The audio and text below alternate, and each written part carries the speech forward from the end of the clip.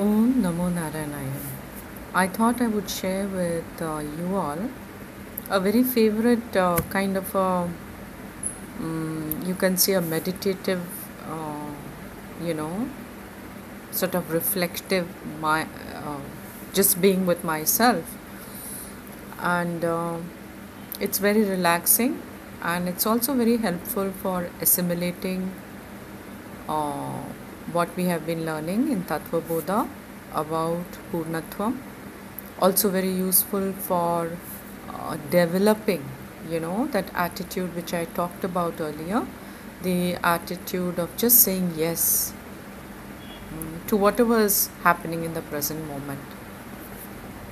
So this is a very simple kind of a sort of a practice which I take to repeatedly because I enjoy it.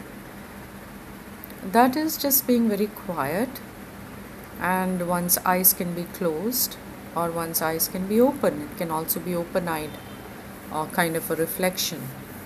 And so I just allow myself to become extremely quiet. Uh, Maybe I just do some prayers and then I'm extremely quiet. If required, pranayam can help to become quiet. And then my sankalpa, my kind of a resolve is just to be present. That's all. Present to uh, whatever's happening in the moment with an attitude of open receptiveness, say of even friendliness. That's a very interesting mind state to enjoy because then there is no conflict, there is no pressure, and you're just very relaxed. So in that, with that kind of a resolve, I'm just very quiet and I simply scan the body and to the sensations that are present in different parts of the body, and I'm able to just appreciate that. And even if it's an unpleasant sensation, maybe a little bit of pain, and then I say yes to that. It's okay, it's fine. And I sort of say to myself, awareness of that particular sensation, awareness of pain, awareness of tingling, awareness of flowing energy, awareness. And at the back of my mind, there is that understanding that it is in the awareness, the consciousness that I am, that this sensation is illumined, it takes place, and it's even empowered. So that kind of an understanding is there at the back of the mind. When I get a little bit bored of sensations, then I'm just alive to the sounds around me. It could be any sound. It could be even the dogs barking their heads off or fighting or whatever. And I just say yes to that. Earlier, I used to get very disturbed by sounds. I could not tolerate any kind of unpleasant sound. But once I turned my mind around and I said, I'm going to say yes, to that sound, to whatever it is that's going to come up in the present moment.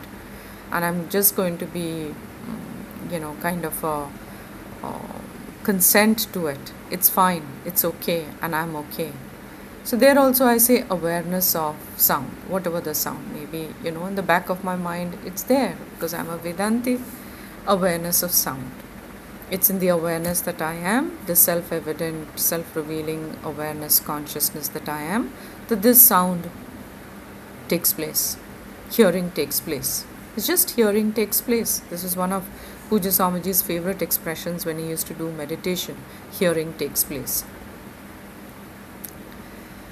And this is where I think I really become extremely quiet and assume uh, sort of the role of just being an observer of sound. I'm just a sakshi, just a witness to the sound. And so my mind is not uh, agitated at all. It's just extremely quiet. and I'm just an observer, simple observer. Then I become alive to the smell of the environment. I to explain that, it's just like you are alive to the sometimes there's no smell, but there is a smell all the time. Some kind of a, a sensation of smell will always be there. So I'm alive to whatever the surrounding sensation is.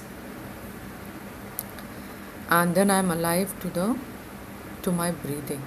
Finally, I come to Pranavikshana, and I'm just with the breath, just enjoying awareness of breath, awareness of sound, so awareness of sensations, awareness of sounds, awareness of smell, awareness of breath. Okay, and breath awareness is really nice. It's very interesting to become aware of the breath in the throat. You need a great deal of concentration for that. I've asked several people, do you feel your breath in your throat? And they say no. So it's very nice because your mind becomes extremely quiet.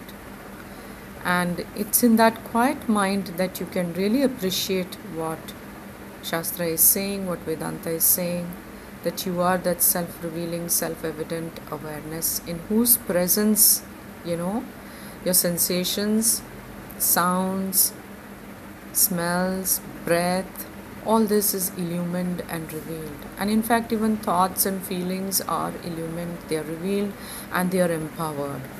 And you are that invariable, unconditional presence who accommodates all of it, whatever it might be. And so at the level of the ego, you are just assuming an attitude of openness, of receptiveness, of even say friendliness to the moment as it is. It's a beautiful practice, and it can become very useful for training ourselves to accept whatever our present moment is with a smile. Om Tat Sat.